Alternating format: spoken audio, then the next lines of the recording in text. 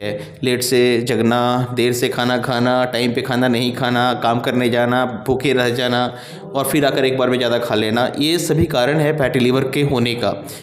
जो लोग पिछले 2023 में तैयारी किए हैं 2024 के लिए और कल इनफैक्ट 1 जनवरी है, तो इसमें जो खाने पीने के ज़्यादा शौकीन होते हैं और शौकीन मामले में कि शौकीन के अलावा भूखड़ भी होते हैं और भूखड़ के अलावा जो ऐसे लोग भी होते हैं जो अब कल समय नहीं मिल पाएगा आज ही खा लेते हैं, वैसे भी लोग होते हैं। कुछ लोग ऐसे भी होते हैं जो ये सोचते हैं कि नहीं अभी ही समय है, बेटर समय है और अभी ही खा लेते हैं, कल हमको टाइम नहीं मिल पाएगा। कुछ लोग ऐसे भी होते हैं कि अरे कल मिल ही नहीं पाएगा, आज ही खा लेते हैं। सर कल तो हर्षोल्लास का माहौल रहेगा, इसको हम पॉजिटिव यूज़ करें तो ज़्यादा बेहतर होगा, हमारे समाज के लिए भी, हमारे लिए भी, हमारे परिवार के लिए भी। हम इंजॉय तो करें लेकिन हम प्रिकॉशन के साथ करें। हैवी ईटिंग तो हो ही जाती है, किसी किसी पर्टिकुलर डे के दिन हमारा फेस्टिवल होता है तो उस दिन हम खाना तो ज़्यादा खा ही लेते हैं, बहुत बड़े पैमाने पे लोग खाना खा लेते हैं, ओवर ईटिंग हो जाती है तो गैस्ट्रिक इरिटेशन तो बहुत कॉमन है। अपच भी जिसको इंडाइजेशन बोलते हैं वो हो सकता है, डायरिया भी हो सकती है। तो एक संयमित आहार, संतुलित आहार लेना आवश्यक है। इंजॉय करना है लेकिन संयम के साथ तो बेहतर होगा, नए वर्ष बेहतर बीतेगा। अदरवाइज़ हम लोग बीमार पड़ सकते हैं अगर ओवर ईटिंग हो जाती है तो। अगर नॉर्मल डाइट लेते हैं, संतुलित आहार होता है तो हमें कोई प्रॉब्लम नहीं हो रही होगी।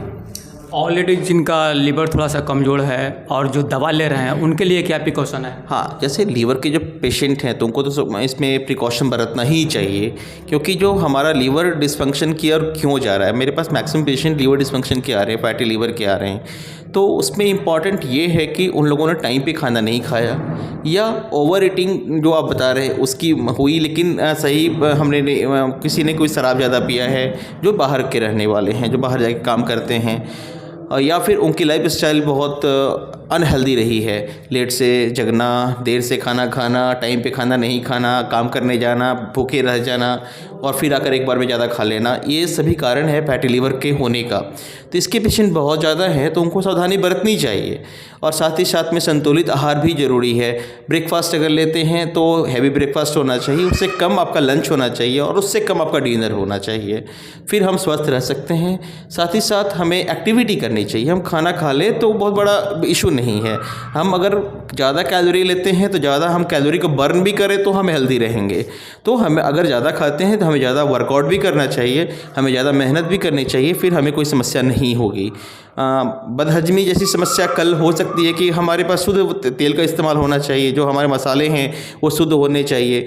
इसमें बहुत सारे ख़राब मसाले और ख़राब तेल अगर मिल जाएं तो फूड पॉइजनिंग की संभावना बढ़ जाती है। तो इससे बचना होगा कि हेल्दी फूड इस्तेमाल करें, हेल्दी ऑयल इस्तेमाल करें, हेल्दी स्पाइसेस इस्तेमाल करें।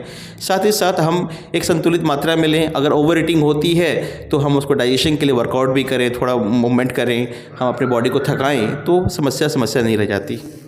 अच्छा, जैसे कि आप बोले कि देर से देर तक मतलब सोना और लेट से खाना खाना, ये सब चीज़ें जो है, खाना का जो डिफरेंस है बिटवीन जितना मतलब सुबह कोई 10 बजे खाना खाता है, 9 बजे खाना खाता है, तो उसको पचने में जो समय लगता है उसका ड्यूरेशन क्या होना चाहिए, फिर अगला खाना वो कब खा सकता है?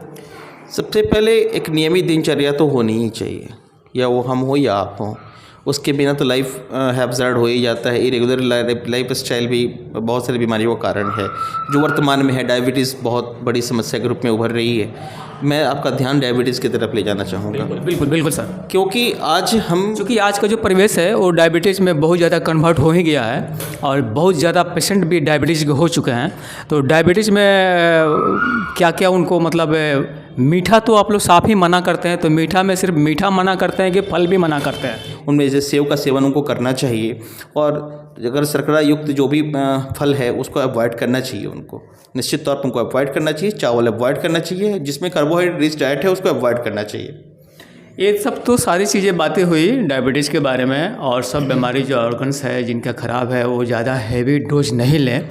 लेकिन हमारी मेनली जो बात है 2024 का जो तैयारी कर रहे हैं, जो 1 जनवरी की तैयारी कर रहे हैं, उनके लिए सजेशन है, उन भूखों के लिए सजेशन है कि आप जो खाना हेवी खाते हैं वो खाना को बंद कीजिए, और उस तैयारी में जो लोग वो भी हैं जो फ्री में खाना खाते हैं, दूसरे के ओकेजन में चले जाते हैं, वहाँ पे पिकनिक में चले जाते हैं और पिकनिक में खा के हेवी डोज करके चले आते हैं, उन लोगों को भी सजेशन है कि वैसा नहीं करें।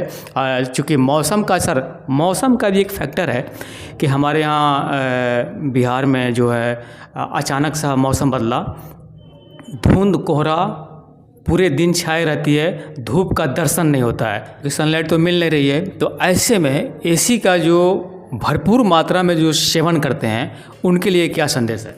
उनको विटामिन डी एस्टिमेट कराना चाहिए। अगर किसी तरह से मूड स्विंग हो रही हो, किसी का भी मतलब मूड स्विंग मीन है कि कुछ कुछ बात दिमाग में आ रही हो, अवसाद की तरह स्थिति बन जा रही हो, कभी बहुत खुश हो जा रहे हो, कभी कभी अवसाद में चले जा रहे हो, उनको तुरंत विटामिन डी का जांच कराना चाहिए और विटामिन डी के लेवल को मेंटेन रखना चाहिए। विटामिन डी बहुत अत्यंत आवश्यक है, क्योंकि हम लेटर ऑन जब हम न्यूरोट्रांसमिशन पढ़ते हैं उसमें कैल्शियम का रोल बहुत इंपॉर्टेंट होता है, और कैल्शियम को लेके जाने वाला सिर्फ और सिर्फ ट्रांसपोर्टर है तो वो विटामिन डी है।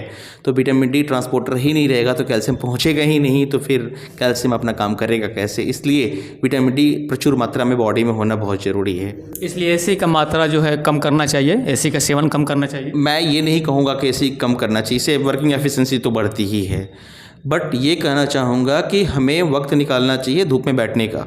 सुबह का जो धूप होना चाहिए उसका फ़ायदा उठाना चाहिए, हमें उसमें धूप का सेवन करना चाहिए और इससे विटामिन डी बनती है। साथ ही साथ इसके चूँकि समय का अभाव होता जा रहा है सबके पास में, धीरे धीरे लाइफ और कॉम्प्लिकेटेड होती जा रही है, तो लोगों को विटामिन डी का एस्टिमेशन करा लेना चाहिए, लैब टेस्ट कराना चाहिए कि वो कम तो नहीं हो रहा। अगर कम है तो दवाइयाँ खानी चाहिए।